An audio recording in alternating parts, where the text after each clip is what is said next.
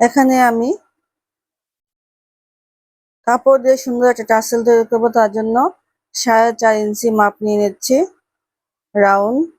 আর এখানে আমি একটা কাপড়ের ফিতা তৈরি করে নিয়েছি। তারপর এখন দেখুন আমি হাত দিয়ে কিভাবে বাঁশ দিচ্ছি। এভাবে প্রথম একটা বাঁশ দেওয়ার পর তারপরে মাঝখান দিয়ে আরেকটা বাঁশ দিয়ে দিব, মোট 2টা বাঁশ দেব। তারপরে 1.5 ইঞ্চি গ্যাপ পরিমাণ রেখে এটাকে আমি সেলাই করে নিচ্ছি। ঠিক একই নিয়মে এভাবে 5 থেকে 6টা আপনারা সেলাই করে নেবেন একটা ফিতার মধ্যে।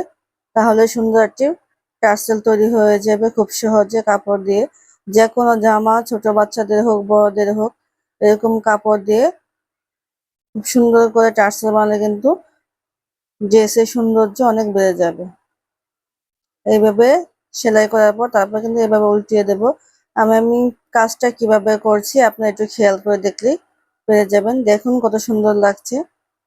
বেবিদের জামাতে হোক আর বড়দের জামাতে হোক, সব জামাতেই কিন্তু সুন্দর মানাবে এরকম কাপড় দিয়ে টার্সেল তৈরি করতে পারলে। আশা করি খুব সুন্দর হবে। আপনারটাও ট্রাই করে দেখবেন। আর একটি লাইক দিয়ে আমার পাশে থাকবেন। ভালো থাকবেন।